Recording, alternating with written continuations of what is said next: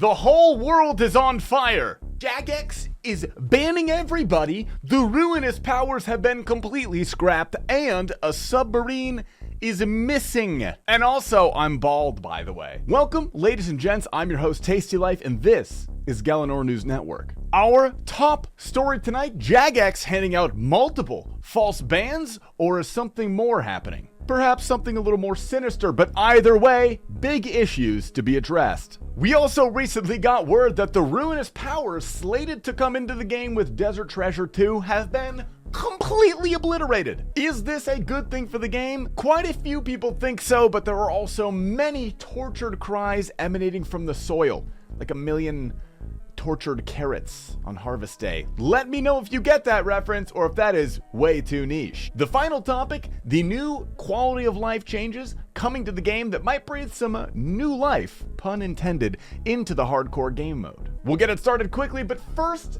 thank you to the sponsor of this segment of GNN News Network.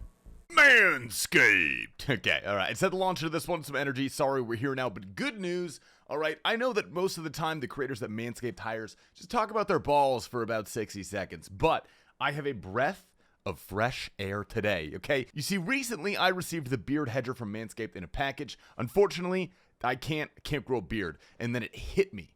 In a few short days, I would be attending an underground techno rave, and I had to look my sharpest. If I was going to be fist pumping the whole night, could not have those big, bushy armpits just flying around. So I shaved those bad boys with the beard trimmer. I'm a genius. The results, 15 girlfriends because of how good I looked. Check it out. So if you want to look your best and your sharpest, I suggest you follow suit and use my gosh darn code. Also, just happens to be Father's Day soon, right? Fathers need to look good too. My dad actually bought a box with my code last time, so thanks, Dad. Shout out. He's covered, but your dad might not be, so give it a shout. Go to manscaped.com today and get 20% off plus free international shipping when you use promo code TASTY at checkout. Last week, the famously level-headed 2007scape subreddit went on an absolute crusade against wrongful account bans. Now, let's be real, I clown Reddit a lot because, let's face it, they deserve it. But the community does serve a very important function, acting like a town hall of sorts. And those little carrots, they want their voices heard. Nearly half of all of the top posts this week are referencing false account bans and, more importantly, a lack of customer support. It all started when this thread popped up, claiming some friends had been incorrectly banned, where then Mod Twisted responded saying he'll look into it, just give him the RuneScape usernames. Very quickly, this thread devolved into hundreds of people posting their RSNs in an attempt to be unbanned. Within hours, we had this thread, even people theorizing that the chaos was being taken advantage of by botters. It was bedlam in GNN, my friends. To get some clarity and see what was really going on, I sent our German field reporter Hans over to the scene. Hans, take it away. Ja, das ist crazy. Right. Now, I won't claim that the Jagex ban system is anywhere close to perfect. I have, anecdotally speaking, seen false bans myself. I know it's possible. However, I realistically think that a much larger portion of the bans are correct than most people would like to admit. I waited a bit to talk about this. I wanted the community collective to calm down, cool down a little bit. It really felt like a lot of people wanted to be angry at this. They wanted Jagex to be wrong. They wanted to be mad at Jagex, which I understand, but I genuinely think that this comes from a place of frustration, but I really do think that this is misplaced. Allow me to explain. We might have, statistically speaking, a slightly worse bot detection than a lot of the other MMOs out there. However, due to how insanely easy and profitable it is to bot in RuneScape, we also have 7,000 billion times more bots. I made that fact up, but it feels true. It feels pretty true. People don't like to admit it, but bots are a really integral part of the old school RuneScape economy. In some ways, don't crucify me here, they make the game a little better. So it tracks that our anti-cheating team really has a lot more work to do. The point that I'm trying to get around to is that the bans themselves don't really tend to be the actual issue. It is the fact that when we have these false bans, as we have seen recently, there's zero customer service to turn to. You can't do shit. Twitter robots tell you to literally go fuck yourself. If you could like edit a screenshot of a Twitter bot saying, go fuck yourself. That would be kind of funny.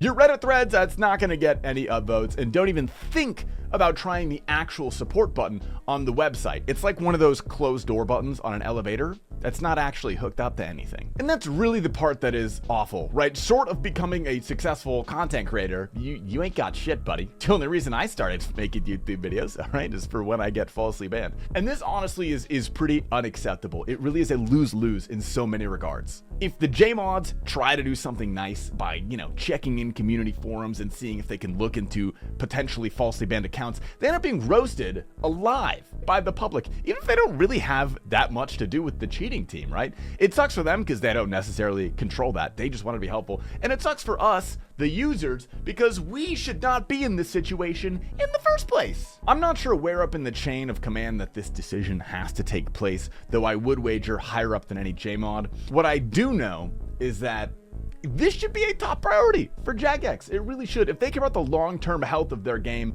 they please, Jagex, please, just some real fucking customer support. Good news though, they're hiring.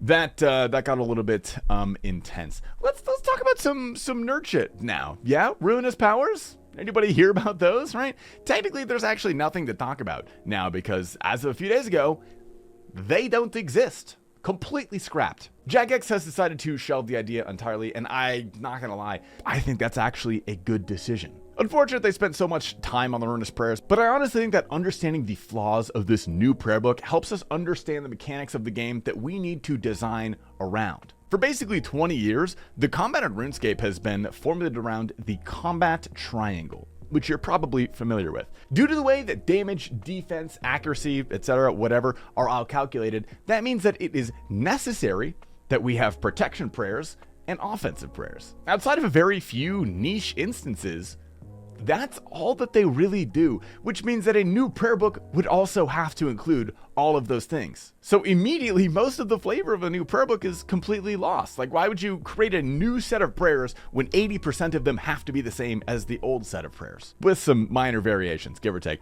Ultimately, the new prayer book was, as they put it in their blog post, power creep for the sake of power creep without solving any real problems. There are a lot of interesting things that they can do with this concept, though. My favorite was a post about the God alignments, a concept where you have a set of 4 new prayers to add onto the standard prayer book that can change depending on what god you choose to align with. This is awesome because you don't need the bloat of an entirely new prayer book. And you can innovate on top of the required mechanical functions of normal prayers. Regardless of how they implement this, whether it's in the god style or not, I think that this is just rad, okay? It's fundamentally a very good design, as long as the prayers are actually useful, of course. I'm interested in the community thought process on this. Are you guys sad about losing the new prayers? Are you happy? Do you think it was the right move? Please, let me know. Finally, on the docket is the quality of life changes and the teleport crystal. Praise be, okay? Runes no longer leave your rune pouch after a PVM death, so the game is finally playable. That took a while, but nice. That's really the only important thing from the QL. But the teleport crystal, okay, that's pretty huge for the hardcores of the game. Hardcores can no longer be massive crybabies about DC deaths because this crystal can detect server inactivity and teleport you automatically after a certain amount of non-response time. The minimum is 5 seconds, which there's some debate about that, but we'll see how that pans out. This makes hardcore pretty enticing for a lot of players. A lot of older players who died to DCs want to come back. A lot of newer players who are afraid of spending time and losing to a DC might want to try it out. It really makes hardcore sound kind of cool. I want to try it. Maybe a group hardcore? Wouldn't that be fun? Anyway, thank you very much for watching this episode of Gillinor News Network. If you enjoyed the content, consider liking and subscribing, and be sure to check out the new Based After Dark podcast I do with my stream team. I will link it down below. We just revamped it and starting season 2, releasing soon. Stay tasty.